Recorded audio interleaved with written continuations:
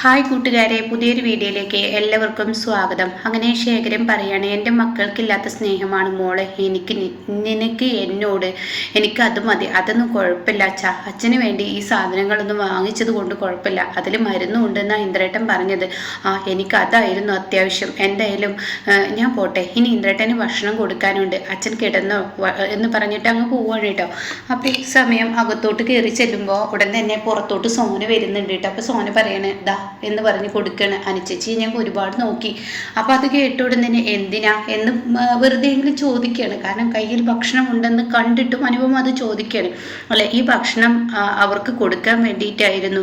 അതെന്താ നിനക്ക് കൊടുത്താലേ? അല്ല, എനിക്ക് ശ്യാമമോളുടെ അരികിലോട്ട് പോകണം, എനിക്ക് ഇന്ദ്രേട്ടൻ്റെ അരികിലോട്ടും പോകണം എന്ന് ഇങ്ങനെ അനുപമ പറയാണ്. ഇതേ സമയം അത് പിന്നെ ശ്യാമമോളുടെ അരികിലോട്ട് പോവാനായിരുന്നു. അനുചേച്ചി ഇത് കൊടുക്കോ?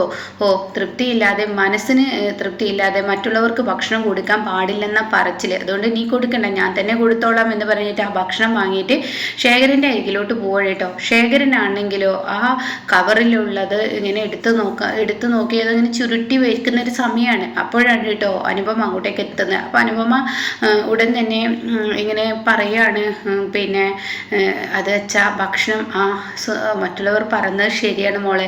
ഒരു ഭക്ഷണം ഒരാൾക്ക് തരുമ്പോൾ അത് മനസ്സിന് തൃപ്തിയില്ലാതെ തരാതിരിക്കുന്നതാണ് നല്ലത്. ഇത് എൻ്റെ മോള് പറഞ്ഞത് കാര്യമാണ്.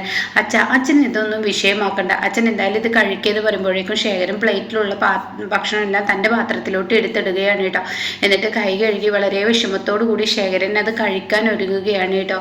എന്നാൽ ഈ സമയം വിനയനെയും കാത്ത് വിനയൻ്റെ അമ്മയും അമ്മാവനും പുറത്തിരിക്കുകയാണ്. അപ്പോൾ എൻ്റെ ലതികെ, നിൻ്റെ മോൻ ഇങ്ങനെയൊക്കെ ചെയ്യുന്ന ഒരിക്കലും പ്രതീക്ഷിച്ചില്ല. അവനെ കൊണ്ട് എന്നും എനിക്ക് ഇങ്ങനെയുള്ള ബുദ്ധിമുട്ടുകൾ മാത്രമേ കിട്ടിയിട്ടുള്ളൂ.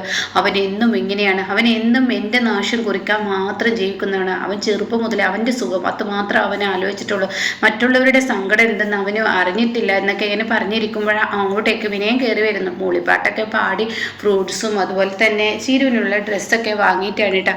ഇതെന്താ അമ്മയും അമ്മാവനും ഇവിടെ വന്നിരിക്കുന്നത്? നിങ്ങളെന്താ എന്നെയും കാത്തിരിക്കുകയാണോ? ഞാൻ വരാൻ വൈകിട്ടൊന്നുമില്ല, ഇന്ന് നേരത്തെ ആണല്ലോ, പോടാ അവിടുന്ന് എന്ന് പറഞ്ഞിട്ട് വിനയനെ ഒരൊറ്റ തള്ളങ്ങ് ലംബോദരൻ തള്ളുകയാണ് കേട്ടോ. ഈ സമയം ലംബോദരൻ അത് തള്ളുമ്പോൾ വിനയ്, ഇതെന്താ മാമ എന്നോട് ഈ രീതിയിൽ പെരുമാറുന്നു? വല്ല ഗുണ്ടായുസം കാണിക്കേണ്ട ആവശ്യം എന്താ ഞാൻ അതിന് മാത്രം തെറ്റ് ചെയ്തത്? അതെ, നീ എന്താ തെറ്റ് ചെയ്തത് നിനക്കറിയില്ലേ? മാറി നിൽക്കട, നീ ഇങ്ങനെ ഒരു വൃത്തികെട്ട മകനായി പോയല്ലോ എന്നുള്ള സങ്കടമാണ് എൻ്റെ പെങ്ങൾക്ക്. അപ്പോൾ അത് കേട്ടോടുന്ന എൻ്റെ പൊന്നമ്മ, ഞാൻ എന്ത് തെറ്റാ ചെയ്ത് എന്നോട് ഇങ്ങനെ മാമൻ ദേഷ്യപ്പെടാൻ? മാമനെ ഞാൻ എന്താ കാണിച്ചത്? മാമ എന്താ കാര്യം പറയൂ എന്നൊക്കെ ഇങ്ങനെ പറയുമ്പോൾ, മാറി നിൽക്കടാ, നീ ഇത്രയും വൃത്തികെട്ടവനാണെന്ന് ഞാൻ ഒരിക്കലും പ്രതീക്ഷിച്ചില്ല. എന്നാലും നീ ചെയ്തു വെച്ചത് എന്താ? എൻ്റെ ആധാരം എടുത്ത് കൊണ്ടുപോയില്ലേ എന്നൊക്കെ ഇങ്ങനെ പറയാൻ കേട്ടോ. അപ്പോൾ ഈ സമയം ഇനിയിപ്പോൾ എൻ്റെ കുഞ്ഞിന് വയ്യാതായോ എന്നൊക്കെ ചോദിച്ചതിനിടയ്ക്ക് ചിരുവിൻ്റെ അരികിലോട്ട് പോകാൻ വരുമ്പോൾ വീണ്ടും ലംബോദരനെ എടുത്ത് വലിച്ചിരുന്നുണ്ട് കേട്ടോ. അപ്പോൾ ലംബോദരൻ കാര്യങ്ങൾ പറയാണ്. അപ്പോൾ അത് കേൾക്കുന്ന വിനയം പറയാം, പിന്നെ ഞാൻ എന്ത് വേണം, എനിക്ക് രക്ഷപ്പെടണ്ടേ? അപ്പോൾ അത് കേട്ട ഉടനെ ലതിക പറയണേ, എടാ നീ നിൻ്റെ കുട്ടികളുടെ കിടപ്പാടമാണ് ഇല്ലാതാക്കിയത്, നീ മനസ്സിലാക്കണം. ഇത്രയും ബുദ്ധിയില്ലാത്തവനായി പോയോടാ നീ എന്താടാ ഇങ്ങനെ? ഒരു മനുഷ്യൻ്റെ കണ്ണീരിൻ്റെ വില എന്തെന്ന് നിനക്കറിയില്ല, അതുകൊണ്ടാണ് നീ ഇങ്ങനെയൊക്കെ ചെയ്യുന്നത്. നിൻ്റെ സുഖം മാത്രം നോക്കുക. ഞാൻ എൻ്റെ സുഖം നോക്കിയത്, ഞാൻ ഇപ്പോൾ ഇന്ന് ആ ടൗണിൽ ഇത്രയും വലിയൊരു കട വാങ്ങാൻ ആരാണ് കാരണം? ഈ ഒരു ആധാരം കൊണ്ടല്ലേ. അതെനിക്ക് വാങ്ങാൻ കഴിയുമായിരുന്നോ? അത് വാങ്ങാനുള്ള കാരണം ഈ പറയുന്ന ഈ ഒരു ആധാരം പണയം വെച്ചില്ലായിരുന്നെങ്കിൽ അത് നടക്കുമായിരുന്നോ? നിങ്ങളോട് ചോദിച്ചാൽ നിങ്ങൾ അങ്ങോട്ട് തട്ടി ഇങ്ങോട്ട് തട്ടി ഇങ്ങോട്ട് തട്ടി അങ്ങോട്ട് തട്ടി നേരെ ഇങ്ങനെ ഒഴുകത്തേ ഉള്ളൂ, അത് മേടിക്കത്തില്ല. ആൺപിള്ളേർ ആ കട കൈക്കലാക്കും. ഇപ്പം ഞാൻ നിങ്ങളുടെ അരികിലോട്ട് ഓടി വന്നത് എന്തിനാണെന്നറിയോ? കടയിൽ നല്ല കച്ചവടമാണ്, ആ കച്ചവടത്തിന് നല്ല വരുമാനമുണ്ട്, നാളെ പിതാവിൻ്റെ പൈസ കൊടുക്കും. ഇതൊക്കെ പറയാനാണ് ഞാൻ നിങ്ങളോട് വന്നത്. ഇനിയിപ്പോൾ ഈ കുടുംബം നല്ല ലെവലിൽ പോകുന്നുണ്ട്, ഇനി വെറുതെ ഒരു പ്രശ്നം ഉണ്ടാക്കി പുറത്ത് ആളുകളെ കൊണ്ട് അറിയിക്കണം. അത് കേട്ട ഉടനെ ലതികയും ലംബോദരൻ പിന്നെ മിണ്ടുന്നില്ല കേട്ടോ. എന്നാൽ ചിരുവിൻ്റെ അടുത്തോട്ട് പാട്ടും പാടി ചീരു എന്നൊക്കെ പറഞ്ഞ് വിളിച്ച് ചെല്ലുമ്പോൾ ചിരുവിന് ഇഷ്ടപ്പെടില്ല കേട്ടോ. അപ്പോൾ ചിരുവിൻ്റെ മുഖത്തിനൊരു കനമുണ്ട്. അവളുടെ മുഖത്തിനൊരു കനം, ഇനിയിപ്പോൾ എല്ലാം അറിഞ്ഞിട്ടാണോ എന്ന് പേടിയിൽ ഇങ്ങനെ വിനയൻ, ചിരു ഞാൻ എനിക്ക് കുറച്ച് ചുരിദാറൊക്കെ മേടിച്ചു കൊടുത്തിട്ടുണ്ട്, ഞാൻ പറഞ്ഞു നിങ്ങളോട് എനിക്ക് ചുരിദാർ വാങ്ങാൻ. അത് കേട്ട ഉടൻ തന്നെ വിനയൻ, ഇതെന്താ ചിരു നീ ഇങ്ങനെ എന്നോട് ഇത്ര ദേഷ്യത്തോടു കൂടി സംസാരിക്കുന്നത്? ഇവളെ അറിഞ്ഞിട്ട് തന്നെ. അപ്പോഴേക്കും അമ്മയും അമ്മാവനും അവിടെ നിന്ന് എത്തി നോക്കുന്നുണ്ട് കേട്ടോ. ഇതേ സമയം ചിരു പറയാണ്, അതെ നിങ്ങൾ ആദ്യം കൊഞ്ചി കൊഴിയുന്നതിന് മുന്നേ നിങ്ങൾ ഈ വീടിൻ്റെ ആധാരം എടുക്കാൻ നോക്ക്. അത് കേൾക്കുന്നതിനോടുകൂടി വിനയനാകെ ഞെട്ടിപ്പോവാണ്. ഓഹോ, അപ്പം നിങ്ങൾ മാത്രമേ ഇത് അറിഞ്ഞിട്ടുള്ളൂ എന്ന് ഞാൻ കരുതിയത്. എൻ്റെ ജീവിതം തകർക്കാൻ വേണ്ടി നിങ്ങൾ ചീരുവിനോട് കൂടി മനഃപൂർവ്വം പറഞ്ഞില്ലേ? അപ്പോൾ ചീരുവിനോട് എതിരെ ചോദിക്കുക, മോളെ ഞാൻ നിന്നോട് പറഞ്ഞോ? ചീരു പറയണേ, അമ്മ പറഞ്ഞില്ല എന്ന് അവിടെ ഇരിക്കട്ടെ, ആധാരം അവിടെ നിന്ന് പോരോ, അത് ആദ്യം ചോദിക്കട്ടെ. അപ്പോൾ ഉടൻ തന്നെ ഇവൻ ചെയ്ത് തെറ്റ് തന്നെയല്ലേ എന്നിങ്ങനെ ലംബോദരൻ പറയാണ്. അപ്പോൾ ഉടൻ തന്നെ നിങ്ങൾ ആധാരം എടുത്തു കൊണ്ടുവന്ന് ബാക്കി സംസാരിക്കാൻ, നമുക്ക് വേറൊന്നും എനിക്ക് പറയാനില്ല എന്ന് പറഞ്ഞിട്ട് ചീരു അകത്തോട്ട്. അപ്പോൾ ചീരു നമ്മൾ ഒരുമിച്ചുള്ള ജീവിതം, അപ്പോൾ ഒരുമിച്ചുള്ള ജീവിതവും ഒരുമിച്ചുള്ള കിടത്തും ഒരുമിച്ചുള്ള കുട്ടികളുമായിട്ടുള്ള ജീവിതമൊക്കെ ഇനി ആധാരം എടുത്തിട്ട് വാ, എന്നിട്ട് മതി നമുക്കുള്ളൊരിത്. അപ്പോഴേക്കും ചീരു ഡോർ അടക്കുകയാണ് കേട്ടോ. ഇത് കാണുന്ന വിനയൻ, ഈശ്വര പറയാനില്ല, എൻ്റെ ജീവിതം ഒന്ന് പച്ച പിടിച്ച് തുടങ്ങിയായിരുന്നു. ഞാൻ ഇന്ന് ജീവിതം കണ്ടു തുടങ്ങുമ്പോഴേക്കും ഈ അമ്മാവൻ എന്നെ എന്താ ചെയ്തത്? അപ്പോഴേക്കും വേണ്ട, ഞാൻ ചെയ്തതാണോ കുറ്റം? നീ നിൻ്റെ അമ്മയോട് പോലും ചോദിക്കാതെ നിൻ്റെ അമ്മയുടെ സ്വത്തല്ലടാ നീ എടുത്തുകൊണ്ടത്, നീ കൊണ്ടുപോയത് ശരിയാണടാ, എന്തോന്ന് പരിപാടിയാടാ നിൻ്റെ എന്തൊക്കെ പറഞ്ഞിങ്ങനെ ദേഷ്യപ്പെടുമ്പോൾ ഉടൻ തന്നെ വിനയം പിന്നെയും അമ്മാവനോട് ദേഷ്യപ്പെടാൻ കേട്ടോ. അപ്പോൾ എൻ്റെ ആങ്ങളെ, നിങ്ങൾ ഇവനോട് ദേഷ്യപ്പെടാനും നിന്നിട്ട് കാര്യമില്ല. ഇവൻ്റെ മാർഗം മാത്രമേ നോക്കത്തുള്ളൂ. ഇവൻ മറ്റുള്ളവർക്ക് സന്തോഷം സങ്കടം എന്താണെന്ന് ഇവനെ അറിയത്തില്ല. അതുകൊണ്ട് നിങ്ങൾ ഇങ്ങ് പോന്നേക്ക് എന്ന് പറഞ്ഞിട്ട് ലതിക അവിടെ നിന്ന് പോവുകയാണ് കേട്ടോ.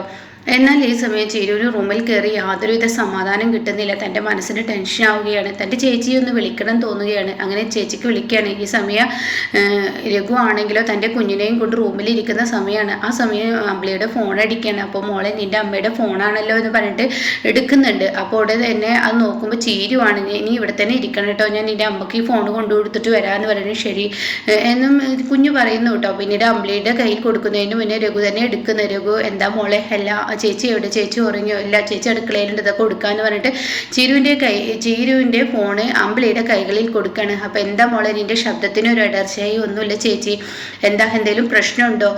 അല്ല ചേച്ചി, എനിക്ക് എൻ്റെ എല്ലാ മക്കളുടെയൊക്കെ വിവരം എന്താ? ഞാനും എൻ്റെ മക്കളെയും നോക്കി നിൽക്കുന്നു, അയാളുടെ മകനെയും നോക്കി ജീവിക്കുന്നു, അത് തന്നെയാണ്. അപ്പോൾ ഇപ്പോഴും അവൻ അങ്ങനെ തന്നെയാണോ? അതെ, ഇപ്പോഴും അങ്ങനെ തന്നെ. ഞാൻ ഇല്ലാത്തപ്പോഴായിരുന്നു അയാൾ പിന്നെയും എൻ്റെ മക്കളെ നോക്കിയിരുന്നു തോന്നുന്നു, എന്നാൽ ഇപ്പോൾ എൻ്റെ മക്കളെ നോക്കുന്നില്ല എന്ന് പറയട്ടോ. അപ്പോൾ ഈ സമയം ഈ വാക്കുകളങ്ങ് കേൾക്കുമ്പോൾ ഉടൻ തന്നെ, മോളെ എന്തായാലും ഇനി വിഷമിക്കരുത്, എല്ലാം ശരിയാവുമെന്ന് എനിക്ക് തോന്നുന്നില്ല. അയാൾ ഒരിക്കലും ശരിയാവത്തില്ല. എന്തായാലും ഞാൻ എൻ്റേതായ ഒരു തീരുമാനം എടുക്കും. നീ എന്ത് തീരുമാനം എടുക്കാനാണ്? നീ ഒരു തീരുമാനം എടുക്കണ്ട. നിനക്ക് അവിടെ ജീവിക്കാൻ പറ്റില്ലെന്ന് കണ്ടാൽ നീ നിൻ്റെ മക്കളെയും കൊണ്ട് ഇങ്ങോട്ടേക്ക് പോന്നു നോക്കൂ. പഞ്ചരത്നം ഇവിടെ ഒഴിഞ്ഞു കിടക്കുകയാണ്. പഞ്ചരത്നത്തിലേക്ക് നീ പോന്നോളൂ, അതോടുകൂടി ഈ പ്രശ്നം തീരും. അച്ഛനങ്ങ് വിളിച്ചാൽ മതി എന്ന് പറയണത്.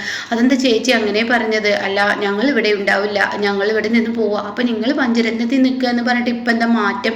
അല്ല, ഞങ്ങളോട് അച്ഛൻ ഇവിടെ നിന്ന് ഇറങ്ങി പോയിക്കോളാൻ പറഞ്ഞു. അച്ഛൻ ഇറങ്ങിപ്പോയി അല്ല, ഒരു കണക്കിന് പറയുകയാണെങ്കിൽ ഇറങ്ങിപ്പോയിക്കോളാനല്ല, ഞങ്ങൾ ഇറങ്ങി പോകേണ്ട സാഹചര്യം ഉണ്ടാക്കിയതാണ്. എന്തൊക്കെയാണ് ചേച്ചി പറയുന്നതെന്ന് പറയുമ്പോൾ കഥകൾ പറഞ്ഞു കൊടുക്കാൻ കേട്ടോ.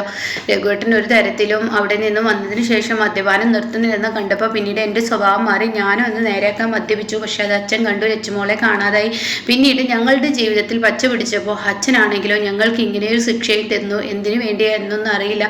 അപ്പോൾ ചേച്ചിയും രഘുവേട്ടനും ഇനി എങ്ങോട്ടാ അതൊന്നും അറിയില്ല. കമ്പനി ഏറ്റെടുക്കുന്നുണ്ടോ?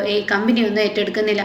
പക്ഷേ ഇനി എന്ത് ചെയ്യും, എങ്ങോട്ട് പോകണമെന്നൊന്നും അറിയാതെ നിൽക്കുകയാണ്. അപ്പോൾ എന്തായാലും ഇനിയിപ്പോൾ മുന്നോട്ട് പോവുകയാണെങ്കിൽ ഈ പറയുന്ന തീരുമാനം എന്താണെങ്കിലും ചേച്ചി എന്നെ അറിയിക്കുമോ? അത് അറിയിക്കാം മോളെ, നീ സങ്കടപ്പെടണം, നിന്നെ ഞാൻ എന്തായാലും കാണും, നീ അവയെ ഒന്നും കാണിക്കരുത്, എനിക്ക് പറ്റില്ലെന്ന് തോന്നി ആ വീട്ടിൽ നിന്ന് നീ പെട്ടെന്ന് ഇറങ്ങിയേക്ക്, വേറെ ഒന്നും നോക്കണ്ട എന്നിങ്ങനെ പറയുന്നുണ്ട് കേട്ടോ. ചേച്ചിയും രഘുവേട്ടനും ഇങ്ങോട്ടേക്ക് വരികയാണെങ്കിൽ എനിക്ക് നിങ്ങളെ കാണണം, നിങ്ങൾ എന്നെ വിളിക്കണം, എല്ലാ വിവരങ്ങളും നിങ്ങൾ എനിക്ക് തരണം എന്നൊക്കെ ഇങ്ങനെ ചീരു അമ്പിളിയോട് പറയുന്നുണ്ട് കേട്ടോ. അപ്പോൾ ഇങ്ങനെയൊക്കെയുള്ള ഒരു എപ്പിസോഡാണ് ഇപ്പോൾ ലാസ്റ്റ് വന്നിരിക്കുന്നത്.